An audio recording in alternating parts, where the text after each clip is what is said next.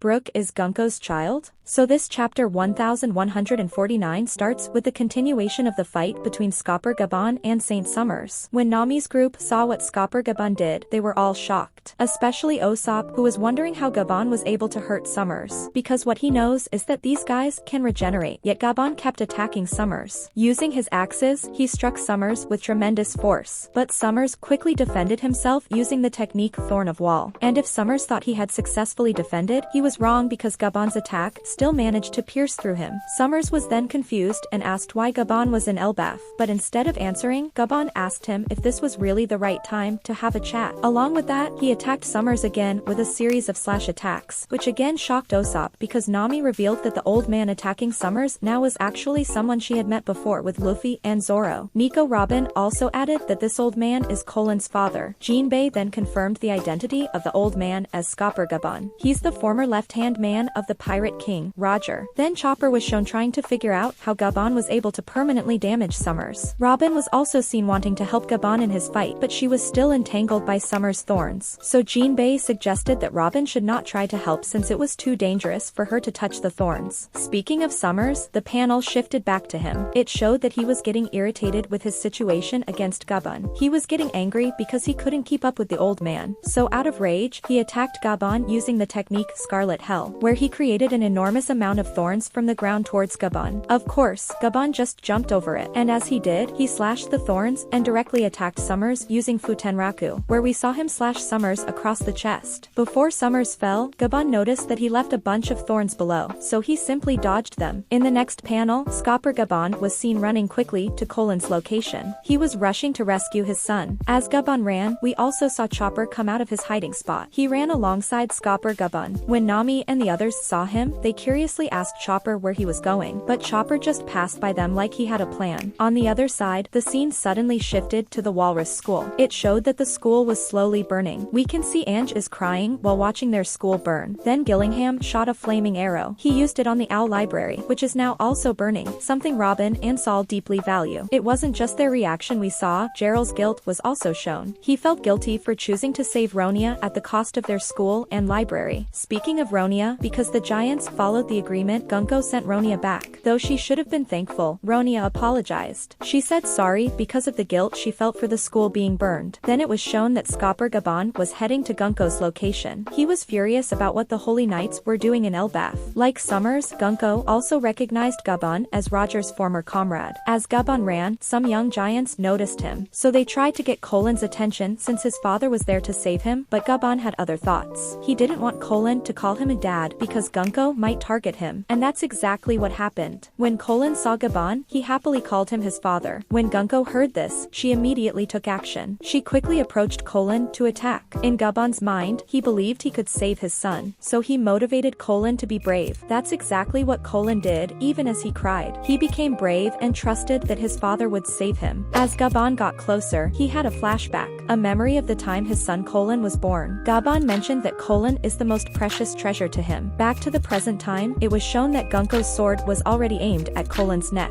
At the same time, Gaban was ready to attack Gunko, and when Gaban used his future sight, he was shocked to see that his attack wouldn't make it in time to save his son. He saw that Colin would die right in front of him, so he dropped his axe and surrendered to Gunko. Of course, Gunko took advantage and attacked Skopper Gaban. We saw 3 arrows pierce through Gaban's body, and he fell down into the underworld. This scene was witnessed by Colin himself. He cried and cried over what happened, as he screamed, "Father." When Gunko heard this, something awakened in her. Suddenly, she remembered something upon hearing Colin say father. A memory returned, a moment where we see a silhouette of Brook singing with a young version of Gunko. Speaking of Brook, he pointed out that Gunko looked familiar. Back to Gunko, she suddenly mentioned Brook's name, so she immediately ran to Brook's location. But later on, it seemed like someone possessed Gunko's body. Gillingham confirmed that the one who possessed Gunko was in fact Imsama. Imsama was furious with the Holy Knights because the Holy Land was currently burning and they needed reinforcements. And then, Imu said he would show how the gods rule the world. And in the final panel of this chapter, we see Gunko's face possessed by Imu. Her eyes and hair had changed. We can see her eyes looked exactly like Imu. And that's where chapter 1149 ends. Anyways, that's all for this full summary of One Piece chapter 1149. Thank you guys for watching.